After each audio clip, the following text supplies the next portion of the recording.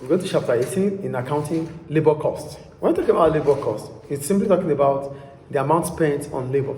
That is labor cost. And the reward for labor is wages or salary. So this takes us to labor productivity. And the formula for labor productivity is output divided by the numbers of workers. That's output divided by inputs. So that takes us to ways to improve labor productivity. Are you there? The first one, improve technology which allows few workers with same output. One of the way to increase labor productivity, to make workers do more, is by improving technology. So when you give them technology, it helps their output. So they might be able to produce more. Do you get it? So that means you might even need few workers to produce the same level of output because there's technology that is helping out. Do you get that? The second one, training and development. With training and development, it improves the skills of employees. As a result, they might be able to produce more level of output with few level of input because now they are skilled. Do you get that? And the last one, effective employee financial reward.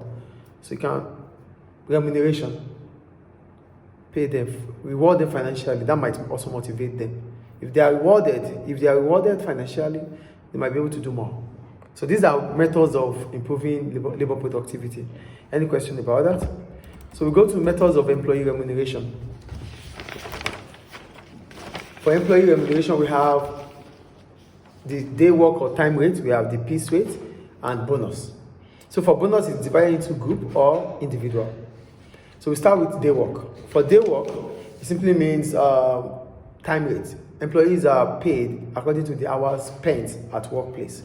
That is time rates. Then to calculate it is hourly wage rate multiplied by the numbers of hours worked. I think it's clear, please. What are the advantages of using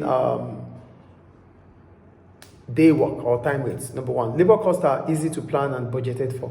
Because it's time rates, we already know we have 5 workers, they need to work 10 hours. So 10 hours, they get $5 per hour. So we need 5 workers, right? They have to work 10 hours. That's 50 multiplied by 5, $250 needed. So it can be planned and budgeted for. Yeah. 2, quality may improve as workers are not under pressure regarding time. So now that they have more time to work, so there's no pressure on them to quickly get the job done. They know they will be paid based on the hours spent. So they have time to get the job done better. And that can improve the quality of the work done. The third one, employee knows the figure of remuneration in advance. So I know if I work for 10 hours, because it's $10 per hour. So if I work for 10 hours, I'm getting $100. I already know in advance. The last one, absenteeism may be reduced. I know if I don't come, if I'm not present, I won't get that pay. So I always want to be present at workplace. Hourly rate. Is it clear? Is it clear, please? So what are the problems about using hourly rate or day work or time rate? 1, no employee incentive to increase productivity. So there's no motivation to increase output or productivity because I know whatever hours I work is what I get paid for. 2, it rewards all employees equally regardless of performance.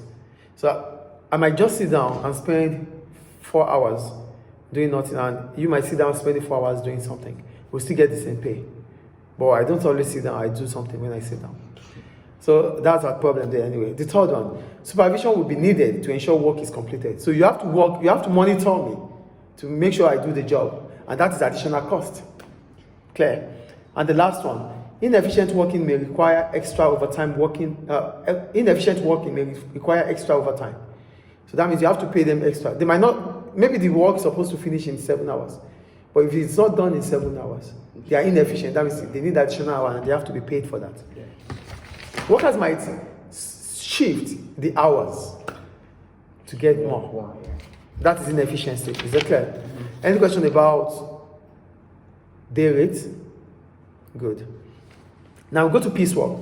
For piecework, it simply means employees are being paid based on whatever they produce. And the formula for the labor cost for it is rate per piece produced multiplied by the quantity produced. Rate per piece produced multiplied by the quantity produced. That means the amount of each piece multiplied by the quantity produced. Clear? Yeah. So what are the advantages of using piece rates? Number one, payments of wages are linked directly to output. So for piece rate, it means whatever output you produce is what you get paid for. So it is directly linked. So more output, more pay. Two, employees are encouraged to work hard, leading to improved productivity and output. Because you have to produce that output. That might give you the motivation to produce more. Yeah. The third one, employees work quicker, less wasted time. They want to produce more. They want to meet up with time because there's always going to be time that they have to stop. Time is their greatest enemy here. So they want to do as much as possible before the end of the day. More efficient workers earn more. So it is based on how efficient you are. So you get more. Clear? Then what are the problems about using piece rate? Number one, costs are unpredictable due to different levels of employee output. You don't know how much you have to pay them. Unlike time rates that that you have 5 workers, they have to work for 10 hours. But here, it is based on whatever they produce. So you cannot predict the level of productivity of each employee. Yeah. So that means you might not have a budget. Yeah. So quality may suffer, staff may need to inspect output. I might find a shortcut to produce more, and that reduces the quality. So we need more workers to inspect the quality, the products, and that is additional cost. Yeah. Employees cannot plan their income, and production issue will affect earnings. You cannot plan your income. So the day you don't produce, you don't get paid. Okay. And sometimes you might think you do more. Electronics or machinery mess up things. What can you do about it? And the last point, it is more expensive to operate. Yes, it's more expensive. You need to put a lot of things in place. Machine must work. People must do the right thing at the right time and the rest. You might have to employ inspectors too. That's the point there. Is it clear? So that takes us to. So now we go to bonus scheme, which is individual and group.